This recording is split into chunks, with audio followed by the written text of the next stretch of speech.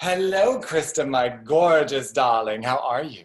Hello, darling. I'm good. How are you? I'm so glad to see your smiling face. For those of you who don't know Miss Krista Garren, you might recognize her from her little stint on HGTV, where she was a flipping goddess back in the day. You cracked So, me up. I love you so much, but you are brilliant with what you do. Uh, You went from flipping in real estate to then working for lending companies to creating a program with your lending company that helps new investors build business credit. You see, yes. Krista saw in our seminar industry, because we were in the seminar industry, she Yes. saw that a lot of the students that would come through were having issues with their personal credit. And the workaround for that was, well, let's get business credit. If you get business credit, things are different. Krista, why are things different? Oh my gosh, where do I start? Well, things are different because, first of all, business credit has nothing to do with personal credit. So, like on the personal credit side, there's 5 factors that make up your score. And if you're lacking in any one of those, it can really cost you. It can really prohibit your ability to go do anything, buy a car, buy a house, get funding for your education. On the business credit side, we have the ability to take a brand new business, and I mean one that's like brand new, like you and I sit down and create it today, and tomorrow it's in the credit building process. We have the ability to take that business, get it set up with a very simple 7-step system, and within a matter of months have hundreds of thousands of dollars of credit and finance leverageability. So we can get anywhere from 10 to 100 times on the business side without having to give a personal guarantee. That's the best part. And it's only based, our credit score is only based on one factor, and that is, do you pay your bills on time? I love that because I can do that part. Even through Corona, I've done that part. Dear God. We're making through. We're getting it done. So that's really exciting for those of us who are trying to build our credit or have personal backgrounds that just don't allow us to have great credit. And I literally today went, as you just heard my rant, came from opening my bank account for Investor Party LLC. So that's exciting. So Yay! now that I have this set up, what are Yes. some of the things that we can do? Because we're trying to get everyone, as we're talking about marketing, you generate expenses when marketing your business, when setting your business up, period, right? Yes. So Yes. I'd rather, if you're going to go through all that headache, you might as well go through with an end game in mind of knowing that if you don't get income right away, at least you're building credit so you'll have access to income, or access to capital. So I want to get that started from the get-go. So let's go ahead and walk us through what we would do. So the first thing I did today was I sat down with my banker and I opened up my business account. Okay. In Wyoming, by the way, just so they're a little. Ooh, I like it. I like it. I love Wyoming. I'm organized out of Wyoming too, so that's making me really happy. So let's look at this. So very, very simply, the first thing we have to focus on is your business fundable? Okay, so there is, and this is going to be a longer conversation than probably you and I have time for today, but I want to just give you the major takeaways so that you have something to work with. Creditors look at really ridiculous details about you that you would not think of to determine whether or not they want to work with you. So would you believe me if I said that like 50% of all applications for credit are denied for fraud? Oh, tell us more. Why? Yeah, it's a very large number, and it's not at all what you think. So anytime you've ever gone into a bank and you've applied for anything or asked them for anything, they're collecting details and information on you. Well, they're a bunch of snitches. They like to share with every other bank. It's a give to get type mentality. It happens through small business financial exchange. So if you think about all the interactions you've ever had with a bank in your personal lifetime and business lifetime, it's a lot. They have a lot of information about you. Then you go out and you start a business, right? And now they're collecting even more information about you. And think about all the information that you, as a business owner, float out there. Email address, physical address, web page, reviews if you're working with clients. All of these things can exist on Google, Yahoo, Bing, MSN, all of these other places. Small details like, are you using an email address that's not at your domain name? If you're on Gmail, MSN, Yahoo, big mistake. Want to get off of those for your business. We have to make our business look credible in order to be fundable. Okay, so they have to have something that matches their domain. Yes, you really should have something that matches your domain. This really speaks to credibility. You organized out of Wyoming. Next step for you, go and get a Wyoming telephone number. We want everything to look congruent so that when you go and you apply and this creditor looks behind the scenes, they're like, oh yes, company formed in Wyoming, has a Wyoming telephone number, has an email address at domain name, all of these little details check out. It doesn't seem like it would be a big deal, but it is. Okay, so if you have 5 different email addresses you're using for your business, and you may need them based on the marketing campaigns you're running, right? What you're going to want to do when you go through and start applying for credit is use email at your domain name and select your overall business telephone number, the one that matches the area where you're organized in, right? You're not one more time. So you want me to have the main email address pretty much and the main business phone number. That's what you want to list on your documents. That's right. Because what you're looking for is that everything is congruent. So if that's the information that you publish for your business in general, and that's the information that you push out through 411, then when they go to do the check on you, they're going to go, oh yeah, all that checks out, right? Okay, cool. We don't need a manual review. Now, you and I just talked back and forth like about 4 different factors. There's over 125 different factors that they look at. So they're also looking at things like your LexisNexis report. You and I have talked about that before. I think mine in January, it was about that thick, right? Check systems reports, all of these things. You're going to want to pull these reports, take a look at them and see what's being reported on you. Okay, so it's very important. So I pulled mine in January. There was a ton of stuff in there that did not apply to me. Businesses that it said I was associated with that I had nothing to do with, right? All of that information they can see. So it's your job when you go out before you apply for business credit to make sure your information is congruent, that it is credible, and that there is nothing reporting on you that doesn't belong there. That's going to be the first thing you can do to really give yourself a good jump start. So there's some, you've got to weed the garden. Yes. You got to tend to the soil first, honey. Just get in there and weed it. Just grr. Yep, you got it. So we got to make a pretty and attractive garden. Yeah. Right. Then we can plant seeds and grow money trees. I'm so glad you said planting seeds, because here's what the planting seeds looks like. It looks like you going out and setting up a profile with Dun & Bradstreet, Experian, and Equifax. Okay. And making sure that you have your profile out there with those big 3 and ready to go. Because what happens after that is once all of that has happened, then it's time to actually start applying for credit, right? So we're going to do that in 4 stages. So the biggest challenge that most business owners have when they go out is they immediately want to go for the credit cards, right? Big mistake. Don't want to go for the credit cards first. We want to start with something that's simple. It's not sexy. You will not think this is sexy at all, okay? And we're going to start with simple things like net 30 credit. Why do we start with net 30? We start with net 30 because it's the foundation. It's like the foundation for your house. It ain't sexy, but it's very necessary. And it's also very easy to get. So within a matter of days, you can have thousands of dollars in net 30 credit that is good for certain things. So give me some ideas of some expenses that you have right now on the personal and business side. Cell phone, gas, okay. car. Okay. What else do I have? Well, for me, my house, because it is my business. Okay. All of it. Usually people get an office. I have the entire thing. Right. Do you clean your house? Do you clean your office? Yes, Perfect. I do. Do you have a printer in your office that requires ink and toner and paper? It's right there. Look at that. And thing. you have office supplies that you're working with, pens, pencils, things like this. Yes, and even marketing material. Yay. So are you shipping those materials out? You're sending those out to people? Yes, I am. We've got stamps and everything we need. Oh, which is really sad for stamps.com.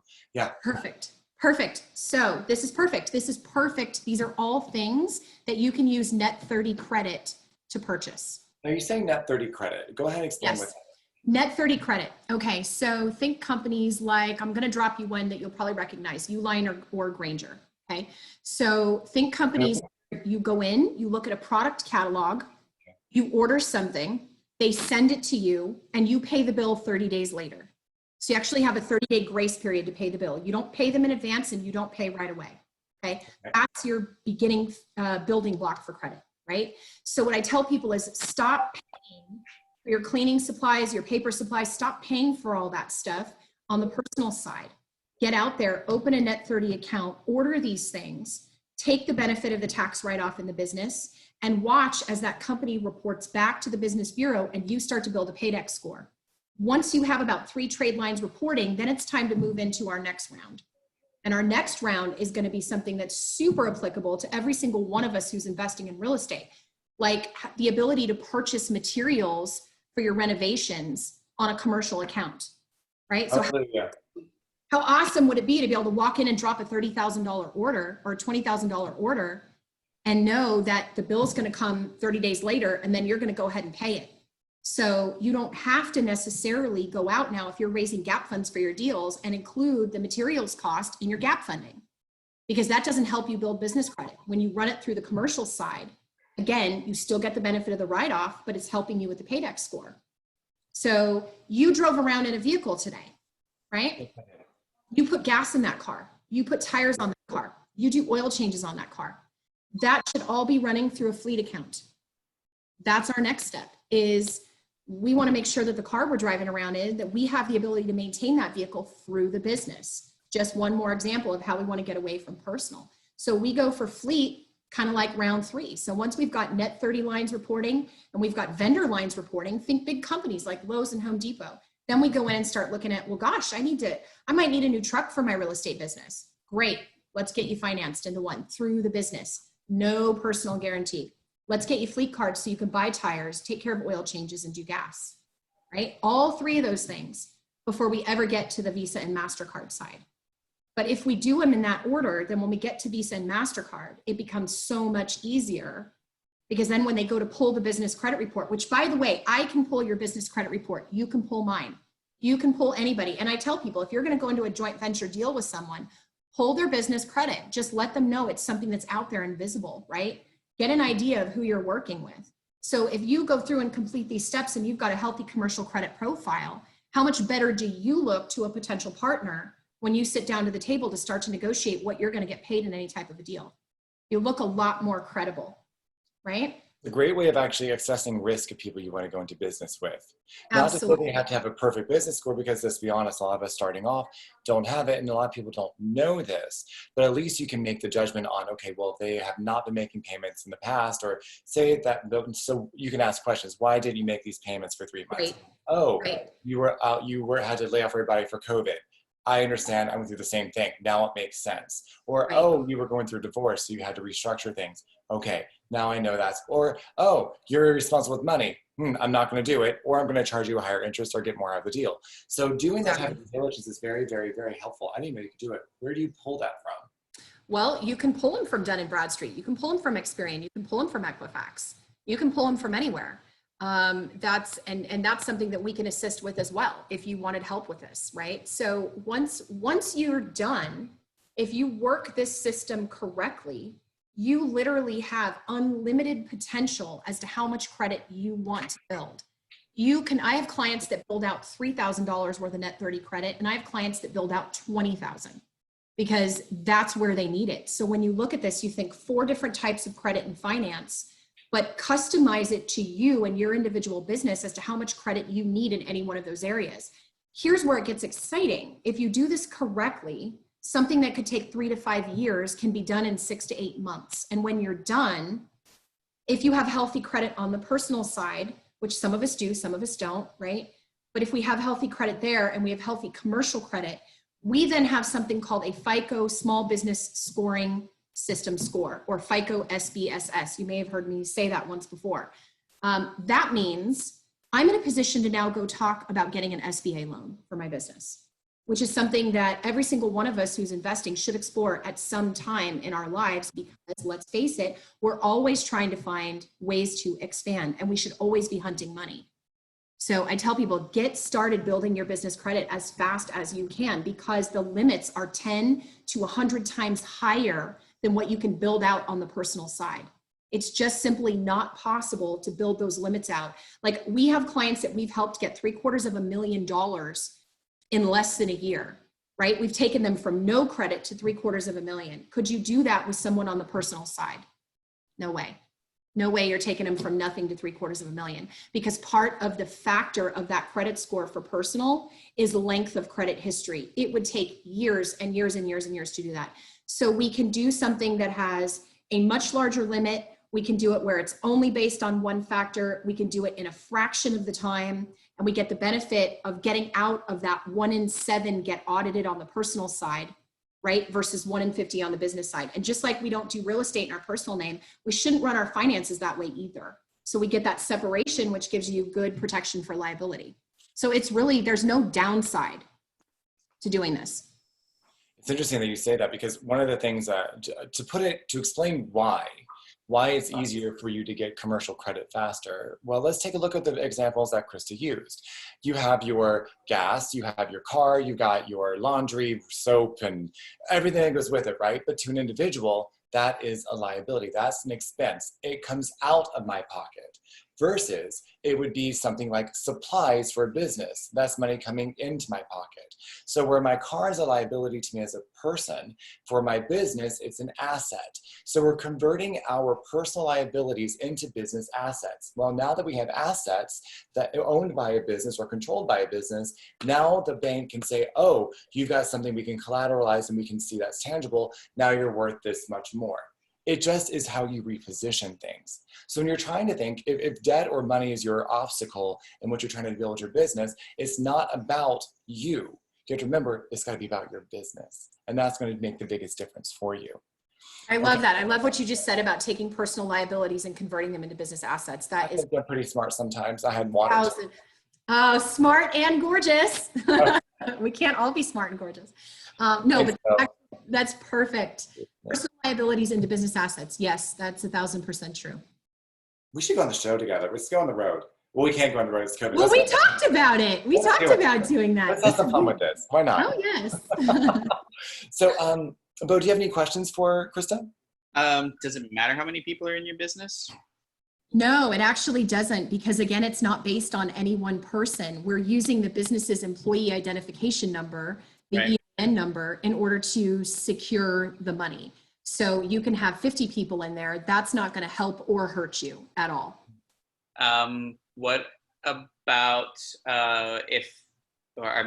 do they check like reviews online, or, you know, any of your like websites or Yelps or social medias or anything like that? They're like, oh, well, don't do a business with these people there, you know? Potentially they could, yes, they could look at all of that. So you have to realize the information is full, or the internet is full of information. We want to make sure that whatever's coming up about you is positive, right? So looking and focusing on reviews, yes, they very well could go do a deep dive on you. The chances that they're going to do that are relatively slim if information is congruent and it's all checking out. Good business email, good business phone number, good one-page web, even if it's just a one-page website, they look at you with the Secretary of State, all of that stuff adds up. They're probably going to go ahead and just approve you right through, right? So, yeah. Okay, and I guess it all depends upon like how you like form your business, but what happens if it's like multiple people? Do you only have like one person as the main signer on the account, or can multiple be? No, you can have multiple people as signers on the account. So, because what they're going to want to know is who's the business and then who is the responsible party, right? But the responsible party inside the business versus I'm the responsible party and I'm connected personally to the account. Not you are authorized users for the account, but the account will belong to the business. Cool. Oh, you're muted. Oh, there you go. I couldn't hear you. Yeah. So this is really exciting for anybody who's actually trying to figure out a way. The thing is, guys, this is all something that we all need to do. And if we do it from the beginning with an end in mind, it makes so much sense. So often when you go into business, you think, you focus, okay, when I make my first sale, or when I get closings, or when I do this, that, or the other, then I'm going to have the money to do the next step. But the truth of the matter is, that does not have to be your reality if you do everything smart from the beginning. Such as simple things like building net 30 credit, like having a domain on a website and have a matching email address, to having the same phone number and the name as in all your presence, all your marketing, so it's consistent. There's simple things like that. And if you know you're doing it for a period of time to where, hey, say you've been in business for a year and you haven't done a sale, well, guess what? You can still have access to some credit. Now, when you actually do get your sale and your business shows a profit or a transactional history, guess what? You get more credit. But it's not going to stop you from being a better business either way. So if you're worried about your finances, you need to change and remember that your business, according to the IRS, is a different individual. So let's go ahead and take care of that. It doesn't have all of our baggage with our parents and our exes and all of our blah, blah nonsense. It's independent of your own, whatever. It's free. It's a free entity. Give it the chance you wish you had had. Why not? Here's one more thing. Jacob, how many entities do you have right now? Oh, sweet Jesus. Currently? Yeah, currently, how many do you have? Feed by the day. How about that? Oh my God, I know. Where am I? Right? It's been such a crazy year. 1, 2, 3, 5, 7. I thought you said 8 the other night. Oh, okay. Love it. Wrong. Okay. Wrong. Here's where it gets really exciting. Jacob, Really? every single one of those should have credit. And every single one of those can have credit. So if the average business gets anywhere from 100 to 300,000 under one entity, think about the leverageability under 8. So, and then think about how creative you are when it comes to, yes, You just exploded his head. structuring things. You start to think about, wow, well, what kind of a potential is there to set it up to where businesses can then lend to each other? So think about this. I had an investor colleague that wanted to buy a Lamborghini. He set up a entity to purchase that Lamborghini, okay? Purchased the Lamborghini, then leased it to his real estate business, got it wrapped so that it was promoting the real estate business. So the entity that purchased it writes it off as an equipment purchase, and the real estate company that rents that vehicle writes off the rent every single month, or the payment that it makes to the equipment company, right? For the privilege of driving that vehicle. 100% of that Lamborghini was a write-off. Now, that just made me hot.